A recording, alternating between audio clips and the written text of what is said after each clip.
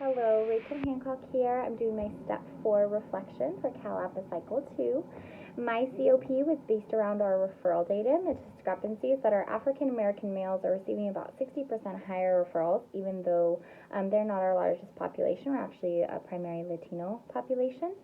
So that's what we're centered around. We had 4 meetings so far. We're continuing to meet.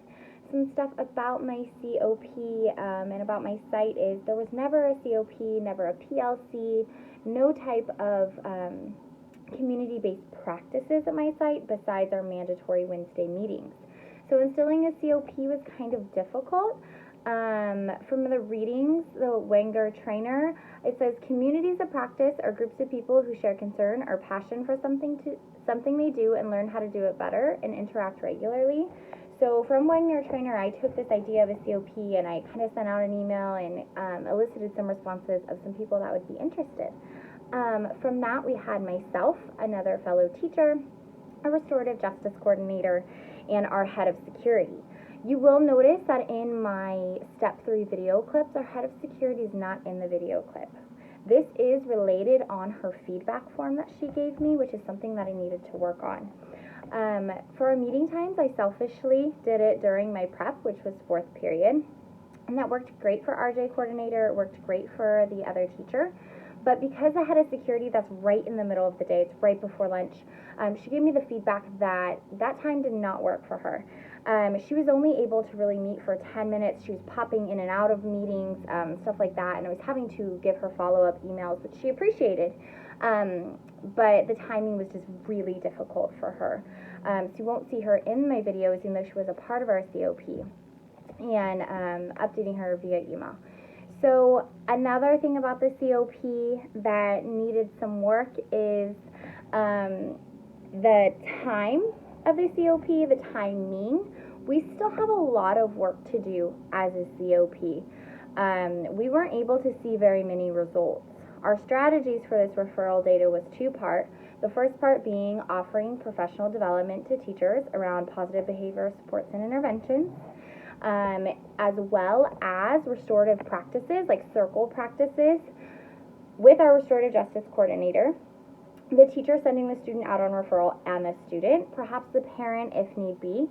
And we've held a couple of those meetings. What we were seeing from that is seems to be working. The students are staying in class, they're receiving less referrals, but that data hasn't been pulled via the district. That's just us looking at what do we know about teachers that are sending students out and what teachers are doing that and what is the consistency, and then holding the restorative practices. We were not able to pull any district-wide data because the time scheme is too short. My COP is going to continue working next year, the end of this year, as well as next year. And then we're going to pull the referral data next year around the same time that I co-facilitated this COP. So that'll be really exciting. Hopefully we're going to see a decrease in referrals. That's what we're looking forward to. And then another thing with the COP, I really wanted the admin over behavior and over discipline to join us. She was unable, but she is able to do so next year. So I'm looking forward to including her, and I've been seeing her on the emails as well. So that's good. Some positive feedback about my COP was that it was professional. I was able to create norms, establish norms within the group. I listened, I co-facilitated, I documented.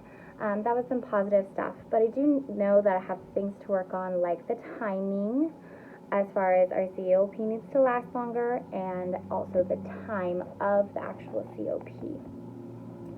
And then lastly, you can see the reflective questionnaires I gave to my other COP members on Step 3, which will show you some of their feedback that I talked about as well.